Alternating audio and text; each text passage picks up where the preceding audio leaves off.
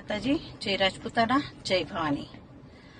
હવે અમને એમ હતું કે જોર સુધી પહોંચવાનો ટાઈમ નહીં આવે, પણ સમય બાકી ગયો છે જોહર સુધી પહોંચવાનો। અમે 2 દિવસ આપેલા, એ 2 દિવસ આજે પૂરા થાય છે, એટલે કાલે અમારે જોહર કરવાનું ફાઇનલ છે। આજથી અમારી બધી તૈયારી અમે ચાલુ કરીએ છીએ।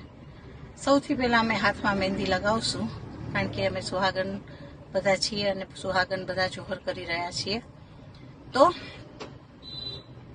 મોદીજીએ તો અમારું વિચાર્યું જ નહીં। અમને છેક સુધી આશા હતી કે મોદીજી કંઈક તો કરશે રાજપૂતો માટે, રાજપૂતાનીઓ માટે। મોદીજીને ઇતિહાસ ખબર જ છે બધો।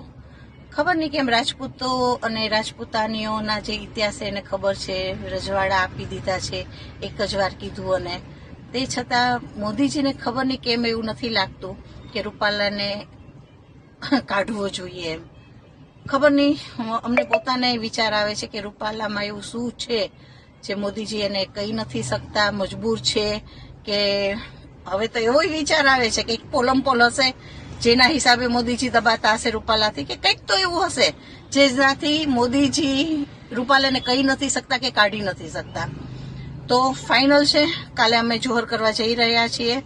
હવે બાકી શું થશે એના માટે થઈ જાઓ તૈયાર મોદીજી અને પાટીદાર ભાઈઓ, તમારો પણ ખૂબ ખૂબ આભાર કે તમે અત્યારે અમારા સપોર્ટમાં છો અને તમે અમારા જવતરિયા ભાઈ છો। એ કહીને તો તમે ખૂબ જ અમને ખુશ કર્યા છીએ કે તમારા જવતરિયા ભાઈ છે પછી શું વાંધો છે, એવા મેસેજ મને ઘણા બધા આવ્યા છે।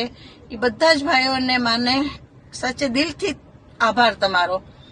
જય રાજપૂતાના, જય ભવાની।